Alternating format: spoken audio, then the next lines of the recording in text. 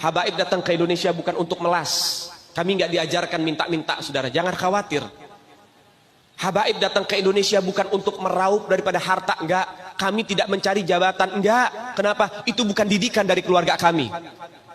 Didikan keluarga kami, lihat bagaimana Al-Habib Salim bin Ahmad bin Jindan, saya punya kakek, keluar masuk penjara. Kenapa bisa keluar masuk penjara? Membakar semangat perjuangan masyarakat Indonesia untuk merebut kemerdekaan, saudara. Al-Habib Ali bin Abdurrahman Al-Habsyi Kuitang, beliau yang memfatwakan ketika tanggal 17 Agustus Soekarno membacakan teks proklamasi mendeklarasi daripada kemerdekaan Indonesia. Beliau di hari Jumat itu, ba'da Jumat beliau fatwakan, sekarang saya fatwakan setiap tanggal 17 Agustus wajib pasang bendera merah putih di rumah-rumah kalian. Siapa yang nyuruh? Itu fatwa Habib Ali bin Abdurrahman Al-Habsyi Kuitang. Bendera merah putih, siapa yang memberikan instruksi kepada Bung Karno untuk membuat bendera merah putih sebagai bendera Indonesia? Itu adalah fatwa Al-Habib Idrus bin Salim Al-Jufri Palu Al-Khairat. Lambang negara Garuda, siapa yang buat? Al-Habib Asy-Syarif Hamid Al-Gadri dari Pontianak, keluarga baginda Nabi Muhammad. Lagu 17 Agustus, Pramuka, lagu syukur, siapa yang buat? Al-Habib Husin Al-Mutahhar dari Semarang, dzurriyyat baginda Nabi Muhammad. Jadi Anda jangan berpikir, ini habaib di Indonesia jasanya apa? Banyak, itu yang baru kecatat. Itu yang baru ketahuan. Masih banyak lagi daripada keluarga Nabi Muhammad yang tidak mau masuk buku karena perjuangannya ikhlas karena Allah dan Rasul. Banyak, saudara. Siapa Imam Bonjol? Semua pasti bilang pahlawan. Betul apa enggak? Imam Bonjol pahlawan Indonesia bukan? Pahlawan nasional bukan? Sekarang siapa namanya Imam Bonjol? Al-Habib Muhammad Syahabuddin, beliau habaib dari kalangan bin Syahab. Imam Bonjol itu bin Syahab, masih daripada kakeknya Habib Rizik, saudara sekalian. Itu keluarga daripada Nabiuna Muhammad, keturunan Sayyiduna Muhammad.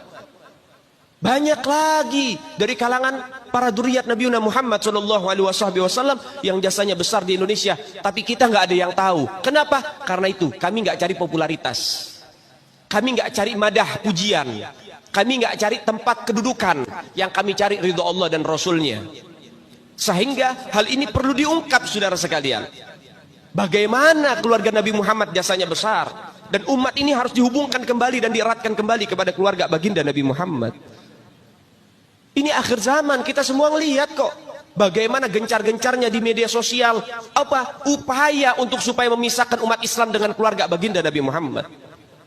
Upaya keras supaya habaib dibenci ada di Indonesia. Mulai Habib dengan kiai diadu, Habib dengan ustadz diadu. Mulai ada hal-hal semacam itu. Apa? Dendam politik, saudara. Gak keluar dari situ. Karena dendamnya kepada Habib Rizik sehingga akhirnya demikian. Habib Rizik itu siapa? Keluarga Nabi Muhammad, keturunan Nabi Muhammad, cucunya Nabi Muhammad. Beliau bukan penjahat kok, bukan koruptor. Beliau nggak pernah bawa lari uang rakyat. Beliau nggak pernah ngerugiin negara. Beliau tidak pernah mencemarkan nama baik negara. Beliau itu bukan penjahat, saudara. Bukan penjahat. Apa masalahnya dia?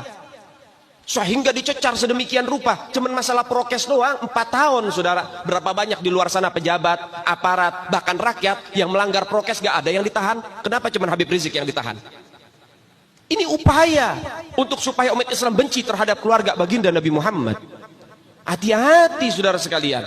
Nabi bilang, man mata ala bugdi ahlul bait mata yahudian atau nasranian. Siapa orang yang mati membawa benci kepada keluarga baginda Nabi Muhammad, dipastikan mati dalam keadaan Yahudi ataupun Nasrani, atau dalam bahasa daripada sederhananya mati dalam keadaan murtad. Sahabat tanya, wa in sama wa shalla ya Rasulullah, walaupun orang itu puasa, walaupun orang itu sholat, apa tetap hitung mati murtad? Apa kata Nabi? Wa in shamma wa shalla, walaupun orang itu puasa, walaupun orang itu sholat, kalau dia mati bawa benci kepada keluarga Nabi Muhammad, dipastikan mati dalam keadaan murtad. Ini Nabi yang punya mau, bukan kita habaib. Dan seharusnya yang membahas masalah fadailul ahlul bait, keutamaan para habaib, bukan dari mulut saya, bukan dari mulut Habib Khalid, wala Habib yang lain, bukan. Tapi daripada mulut para guru-guru kita. Mereka yang lebih punya kewajiban untuk membahas masalah ini ke umat, saudara. Kenapa? Supaya tidak ada fitnah. Kalau saya yang bicara begini, akan ada pertanyaan. Itu maunya Habib. Itu maunya dia. Itu mah dalil buat-buatan dia. Terserah Anda.